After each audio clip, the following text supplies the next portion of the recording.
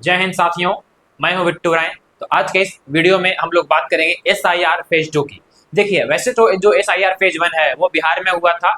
इसकी शुरुआत ही बिहार से हुई थी, लेकिन बिहार में काफी बार बवाल होने के बावजूद भी इसका फेज 2 लगभग 12 यूटी और राज्य में किया गया है। ठीक, तो देखते हैं कि ये एसआईआर फेज 2 में क्या क्या होगा और ये कौन कौन से 12 राज्य या फिर यूटीज हैं जहां पे ये फेज 2 होगा।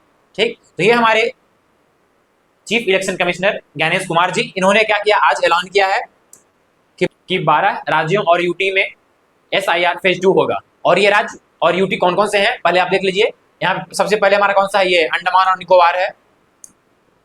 अंडमान और निकोबार में होगा लक्षद्वीप में छत्तीसगढ़, गोवा, गुजरात, केरला, मध्य प्रदेश, पौंडीचेरी, राजस्थान, तमिलनाडु, उत्तर प्रदेश और वेस्ट बंगाल। अच्छा, इसमें सीधे आप गौर से देखेंगे तो जो तमिलनाडु और केरला और जो वेस्ट बंगाल है और जो पुडुचेरी है, ठीक है ना, कौन कौन से हमारे पास, कहाँ गया तमिलनाडु, ये केरला, पुडुचेरी, तमिलनाडु और वेस्ट बंगाल। इन 4 जगह पे क्या है, अगले साल यानी 2026 में क्या है, इलेक्शन है। तो इलेक्शन से पहले क्या है, इन 4 जगह पर भी एसआईआर करवाया जा रहा है। जैसे बिहार में इलेक्शन से पहले क्या हुआ था, एसआईआर हुआ था, वैसे सेम काम क्या है, यहाँ भी स्पेशल इंटेंसिव रिवीजन किया जा रहा है। ठीक, अच्छा, बिहार में क्या है ना, इसको लेकर काफी बवाल हुआ था। सेम जो बवाल होने का जो ट्रेंड है, उम्मीद करते हैं देखा जाएगा यहाँ भी। वेस्ट बंगाल में तो सबसे ज्यादा होगा ऐसा लग रहा है, क्योंकि अभी से जो टीएमसी पार्टी है उसने अभी से क्या दिया कि हम इसका क्या करेंगे, प्रोटेस्ट करेंगे यदि एक भी व्यक्ति का नाम कटा तो। यदि आप बिहार में देखें तो लगभग 65 लाख लोगों का नाम वोटर लिस्ट से काटा गया था। यदि सेम ट्रेंड इन जगह भी फॉलो किया जाता है तो सोचिए इलेक्शन का क्या मुद्दा रह जाएगा। मतलब चुनाव ना होकर खेल बन जाएगा एक नॉर्मल सा एक। इसलिए टीएमसी ने कहा है कि यदि एक भी व्यक्ति का हमारे यहाँ नाम कटता है तो हम क्या करेंगे, इसका घोर विरोध करेंगे और इसके लिए हम क्या करेंगे, प्रोटेस्ट करेंगे। ठीक, अच्छा, अब देखते हैं इसके लिए कौन कौन से डेट अनाउंस किए गए हैं। जैसे 28 अक्टूबर से लेकर क्या 3 नवंबर तक क्या किया जाएगा, इसका प्रिंटिंग कराया जाएगा, जो फॉर्म होता है उसका प्रिंटिंग और उसका ट्रेनिंग कराया जाएगा जितने भी बीएलओ वगैरह है उनका। ठीक, फिर क्या है, ये इन्फॉर्मेशन फॉर्म दिया जाएगा लोगों को भरने के लिए, क्या 4 नवंबर से लेकर 4 दिसंबर तक, यानी कि 1 महीने का वक्त दिया जाएगा लोगों को सभी फॉर्म को भरने का। उसके बाद क्या है, भरने का, उसके बाद जो ये ड्राफ्ट इलेक्टोरल रोल है उसका क्या पब्लिकेशन करने का जो तारीख है, क्या 9 दिसंबर है। यदि आपको इसमें कुछ गलती हो जाती है तो ये क्लेम करने का या फिर ऑब्जेक्शन करने का जो पीरियड है क्या है, 9 दिसंबर से लेकर 8 जनवरी तक है। ठीक, फिर उसमें जो नोटिस होगा आपको हियरिंग करने का और वेरिफिकेशन करने का, जो दोबारा वेरीफाई होगा उसके लिए क्या है, 9 दिसंबर से लेकर 31 जनवरी तक का वक्त दिया गया है। और जो फाइनल रोल आउट होगा, यानी जो फाइनल लास्ट में जो निकलेगा लिस्ट, वो क्या है, 7 फरवरी को 2026 को निकाला जाएगा। यानी कि पूरे में लगभग ये 3 महीने का ये पूरा प्रोसेस है जिसमें एसआईआर इन 12 राज्यों और यूटीज में किया जाएगा। ठीक, अच्छा,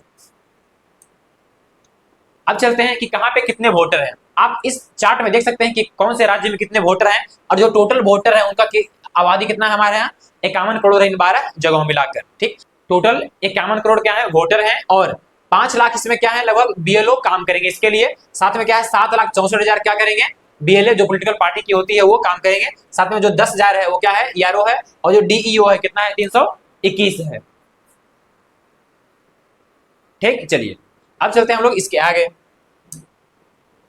अच्छा, जब भी एसआईआर होता है तो कुछ कुछ क्या डॉक्यूमेंट की जरूरत पड़ती है, तो कौन कौन से डॉक्यूमेंट है। जैसे बिहार में जब एसआईआर हुआ था उसमें भी सेम जो डॉक्यूमेंट मांगे गए थे 12 डॉक्यूमेंट, वही क्या है, अभी भी वही 12 डॉक्यूमेंट मांगे गए हैं। जैसे सबसे पहला आपके पास क्या चाहिए कि आपके पास क्या है, कोई भी आइडेंटिटी कार्ड होना चाहिए, किसका, पेंशन का। यदि आपके पास कोई सा भी पेंशन, यदि राज्य सरकार से पेंशन मिल रहा हो, सेंट्रल सरकार से पेंशन मिल रहा हो, या फिर कोई भी पेंशन मिल रहा हो आपको, तो वो क्या है, अपना पेंशन का आइडेंटिटी कार्ड लगा सकते हैं पहला। फिर क्या है, कोई भी आपका आइडेंटिटी कार्ड या डॉक्यूमेंट जो क्या है 1987 से पहले का हो तो वो भी चलेगा।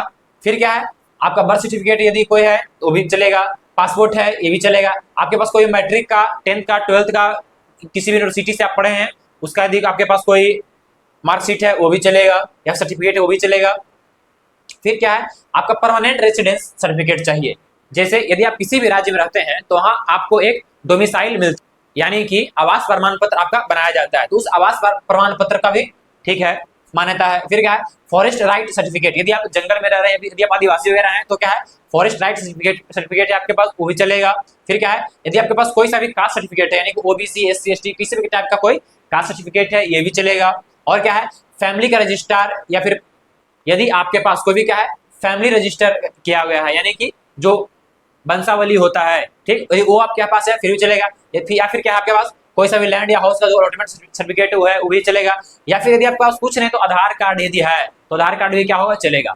हालांकि आधार कार्ड के मामले में क्या हुआ था, इसमें सुप्रीम कोर्ट में काफी ज्यादा बहस हुआ था, काफी ज्यादा सुनवाई हुआ था। तो आधार कार्ड को क्या है ना कि एक आइडेंटिटी का प्रूफ माना गया है, ये सिटीजनशिप का प्रूफ नहीं है। आधार कार्ड से नागरिकता नहीं मानी जाती है, ये चीफ इलेक्शन कमीशन का कहना है, ठीक। अच्छा, अब चलते हैं हम लोग आगे। अच्छा, इसमें क्या है ना कि देखिए बंगाल को लेकर अक्सर भी बात में रहता ही है। तो बंगाल में ये है हमारी ममता दीदी हैं, तो बंगाल के बारे में कहा गया है कि बंगाल में क्या है, खून खराब होने का संभावना ज्यादा है। हालांकि जो ज्ञानेश कुमार जी हैं चीफ इलेक्शन कमिश्नर, उन्होंने कहा कि नहीं, बंगाल सरकार भी इसमें क्या करेगी, सहयोग करेगी, ऐसा उम्मीद करते हैं वो, क्योंकि लॉ एंड ऑर्डर मेंटेन करने का जो जिम्मेदारी है वो राज्य सरकार के ऊपर ही आता है। तो ये राज्य सरकार क्या है, जिम्मेदारी है लॉ एंड ऑर्डर को मेंटेन करना, ठीक। अच्छा, इसमें कांग्रेस का भी कुछ कहना है। कांग्रेस क्या कहना है कि ना ही वोटर और ना ही जो अपोजिशन है वो भी क्या, कोई भी सेटिस्फाई इस एसआईआर से नहीं है, ठीक। क्यों नहीं है, क्योंकि बिहार में ही नहीं हो पाया यार। बिहार में जो 65 लाख लोगों के नाम काटे गए हैं, बताओ वो 65 लाख लोग अपना वोट दे पाएंगे? नहीं, उनका तो अधिकार छीना गया वोट का। इसलिए कांग्रेस इसका विरोध कर रही है, ठीक। अच्छा, इसमें क्या है ना, हम लोग अक्सर सोचते हैं कि हम यदि वोट दे रहे हैं तो ये हमारी उंगली की ताकत है कि हम उस सरकार को चुन रहे हैं। लेकिन इसमें क्या है ना कि जो जोसेफ स्टालिन है उनका एक बहुत बढ़िया कोट है। क्या कोट है? The people who cast the vote decide nothing, the people who count the vote decide everything.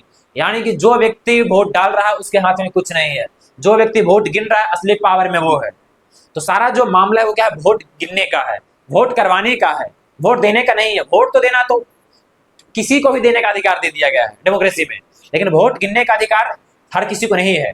इसलिए जो वोट गिनने के पास क्या ज्यादा पावर का प्रेजेंट वोट देने वाला, ठीक। तो उम्मीद करते हैं आपको इस वीडियो से काफी कुछ जानने को मिला होगा। तो मिलते हैं किसी नेक्स्ट वीडियो में, बाय।